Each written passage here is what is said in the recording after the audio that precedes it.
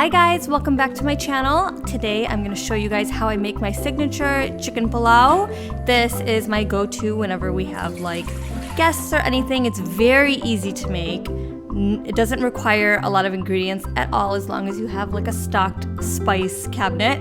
And yeah, it's toddler friendly. Everybody loves it. It's just such a family fave and it's like comfort food. I love it so much. So first things first, soak your rice. It drives me absolutely insane when I'm following a recipe and it doesn't mention soaking rice until it's time to use the rice. So I'm telling you right at the beginning, first step, soak your rice. And then now we're working on our broth. We're going to be making our chicken broth as well as cooking our chicken at the same time.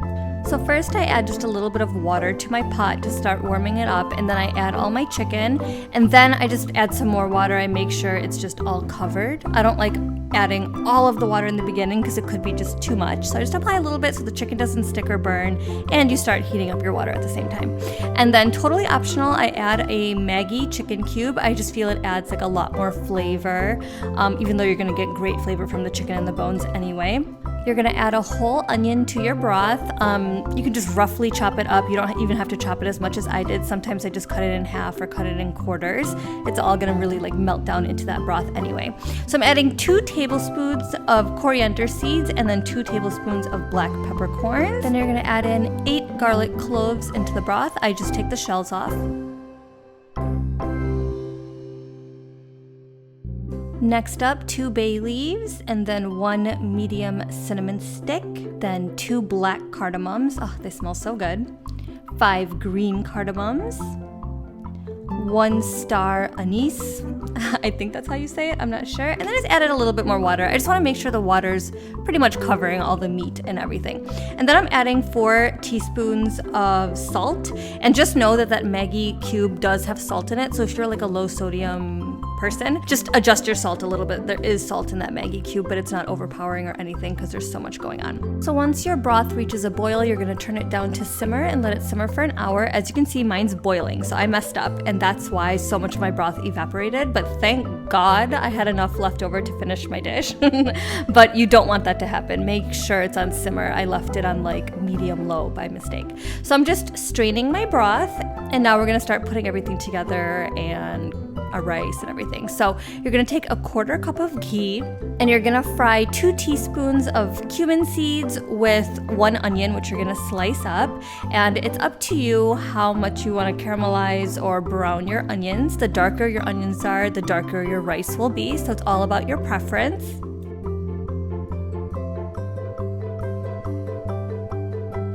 So while those are browning and I am stirring them frequently, I'm gonna get my lid ready. I'm gonna cook my rice in steam, so I just wanna seal my lid.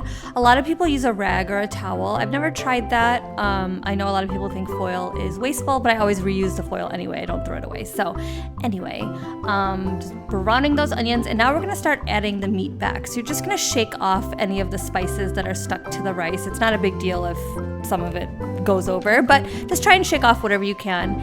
And you're just going to arrange that on the bottom of your pot. By this point, the meat should be like falling off the bones. It's so tender. So even if you have some just bare bones, put them in, you'll get the flavor when you cook your rice and everything. It's really yummy. So I just strained my rice and I put it in the pot, obviously. I just laid it on top. And then I poured all of my broth back in. So at this point, I'm gonna turn into an auntie and give you the most vague instructions of life. You know when you like ask your mom or mother-in-law or something how to make something, and they're just like, oh, no spices, no oils, you don't have to do anything. It just turns into like, you know, they don't give you like a straight answer. So that's kind of what I'm doing right now. So the reason why I don't know how to explain this step perfectly is because I've done it so many different ways. When I first learned how to make pulao, I like measured out my broth and made sure it was a 2-to-1 ratio, like 6 cups of broth for 3 cups of rice. But I've changed my techniques so much that you really don't need to measure it at all. So what I do is I pour in all of my broth so I get all of that flavor. Like, why waste the flavor and only use like part of it? You know, I want it all in the rice.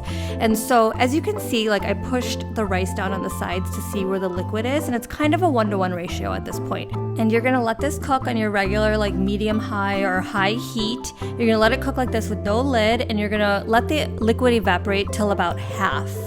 So just keep checking on it. I had to keep moving my rice because the rice kind of created a barrier where the liquid wasn't really evaporating. And I add 2 serrano peppers right on top before I seal it and cook it in the steam. It just adds a really nice fragrance to the rice. It's really, really nice. I added it in a little early by mistake, but it's no big deal. And I think my husband bought jalapenos because these look huge. Serranos are just a little skinnier, so I recommend serranos. Alrighty, so when you feel like the liquid has evaporated down till about half, where you have a 2-to-1 ratio, 2 parts rice to 1 part water, you're gonna put your lid on and seal it and let it cook in the steam for about 10 minutes. For some reason, like, I never mess this rice up. For some reason, it's really, really easy. Probably because you cook it a little bit, while you're waiting for the liquid to evaporate. And then when you cook it with the steam, it's just like a really lovely texture. So you just mix it all together and it's all done. I was really surprised to see how easy pulao actually is, because I learned how to make proper like chicken and potato biryani first. That was like the first thing I learned how to make. And although it is easy, it's just a lot of ingredients, a lot of chopping, a lot of mess. I swear I mess up my whole kitchen, and I use every single dish in the kitchen when I make proper biryani. But with pulao, it's like 2 ingredients outside of your spices. It's so easy and it's consistent, and it's a dish that everybody loves. Aya has been eating it since she was about a year old, maybe even slightly under a year. My husband loves it, I love it, my in-laws love it. Like, it's just a good dish. So thank you guys so much for watching. Thank you for all of the great feedback on my Instant Pot Keema biryani recipe. You guys really gave me a lot of confidence in sharing more videos like this. So if you guys try out the pulao, please let me know how you liked it and just snap me a photo or something. And please subscribe if you're not already, and I'll see you guys in my next video.